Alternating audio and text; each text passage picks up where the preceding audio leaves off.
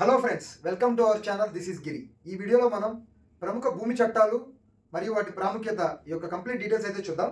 సాధారణంగా మనం plot by చేసే ముందు వెంచర్ బాగుందనో, లేదా వెంచర్లో డెవలప్మెంట్స్ బాగున్నాయనో, లేదంటే కనెక్టివిటీ బాగుందనో, హైవే పక్కనే వెంచర్ ఉందని చెప్పి, ప్రైస్ కూడా చాలా రీజనబుల్గా ఉందని చెప్పి ఈ విధంగా కస్టమర్స్ అయితే చూస్ చేసుకుంటుంటారు. కానీ అసలు ఆ వెంచర్ ఏ చట్టానికి లోబడింది, దానికి అప్రూవల్స్ ఇచ్చింది ఎవరు, ఏ అథారిటీ మనకి అక్కడ వెంచర్ వేసుకోవడానికి పర్మిషన్స్ ఇచ్చారు, ఇవన్నీ ముఖ్యంగా మనం చూడాల్సినవి. సో మన హైదరాబాద్ చుట్టుపక్కల ప్రాంతాల్లో ముఖ్యంగా మనకి చూసుకున్నట్లయితే 3 అథారిటీస్ ఉంటాయి. ఒకటి హెచ్ఎండిఏ, అంటే హైదరాబాద్ మెట్రోపాలిటన్ డెవలప్మెంట్ అథారిటీలో ఉన్న వెంచర్స్కి హెచ్ఎండిఏ అయితే అప్రూవల్స్ ఇవ్వాల్సి ఉంటుంది. సో హెచ్ఎండిఏ అంటే హైదరాబాద్ మెట్రోపాలిటన్ డెవలప్మెంట్ అథారిటీ అండి.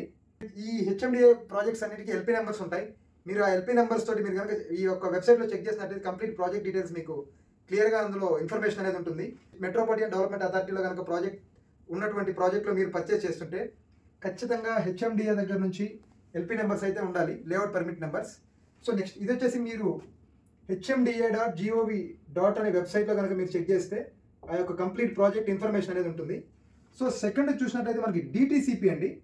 డిటిసిపి అంటే directorate of town and country planning. అంటే ఇప్పుడు హెచ్ఎండిఏ దాటి జిల్లా స్థాయికి వెళ్ళినప్పుడు అక్కడ ఏదైనా ఒక వెంచర్ వేయాలి అంటే ఖచ్చితంగా దానికి డిటిసిపి అప్రూవల్ అయితే కావాలి. సో ఎలాగైతే ఈ యొక్క హెచ్ఎండిఏకి ప్రతి ఒక్క లేఅవుట్కి ఎల్పీ నెంబర్స్ అనేది సపరేట్గా ఉంటాయో, అదేవిధంగా డిటిసిపి ప్రాజెక్ట్స్ కూడా ఖచ్చితంగా ఎల్పీ నెంబర్స్ అయితే ఉండాలి. ఇవి కనుక మీరు చూసుకున్నట్లయితే dtcp.telangana.gov.in అనే ఒక పోర్టల్లో మీరు చెక్ చేసుకోవచ్చు అండి ఆ యొక్క ఎల్పీ నెంబర్స్తోని.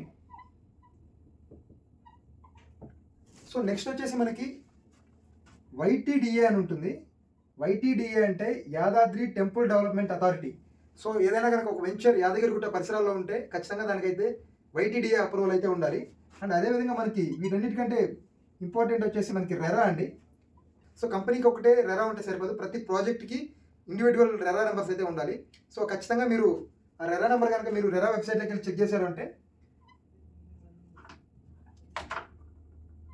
rera.gov.in అనే వెబ్సైట్లో కనుక మీరు వెళ్ళి మీ యొక్క ప్రాజెక్టు ఆ రెరా నెంబర్ కనుక మీరు చెక్ చేసినట్లయితే డెఫినెట్గా మీకు కంప్లీట్గా ఆ యొక్క ప్రాజెక్ట్ డీటెయిల్స్ అనేవి ఆ యొక్క వెబ్సైట్లో అయితే ఉంటుంది. ఆల్రెడీ మనం చాలా వీడియోస్తో డిస్కస్ చేస్తున్నాం రెరా ఏ టైప్స్ ఆఫ్ ప్రాజెక్ట్స్కి ఖచ్చితంగా ఉండాలి. ఏదైనా కనుక ఒక కన్స్ట్రక్షన్ కానివ్వండి, ఒక వెంచర్ కానివ్వండి, 500 స్క్వేర్ మీటర్స్ కంటే ఎక్కువ స్థలంలో కనుక ఒక ప్రాజెక్ట్ స్టార్ట్ చేయబోతున్నారంటే ఖచ్చితంగా దానికి రెరా సర్టిఫికేషన్ అయితే ఉండాలి. అండ్ అలాగే 8 యూనిట్స్ కంటే ఎక్కువ ఉన్నటువంటి ఏదైనా ఒక అపార్ట్మెంట్ కన్స్ట్రక్షన్ జరుగుతుంది అంటే ఖచ్చితంగా వాటికైతే రెరా అనేది ఉండాలి. సో థ్యాంక్స్ ఫర్ వాచింగ్ అండి. ఈ వీడియో నచ్చినట్లయితే లైక్ చేయండి. ఈ వీడియో ఎవరికైతే యూస్ఫుల్ అనిపిస్తుందో వాళ్ళకి షేర్ చేయండి. మరిన్ని వీడియోస్ కోసం మన ఛానల్ ఫాలో చేయండి. Thank you.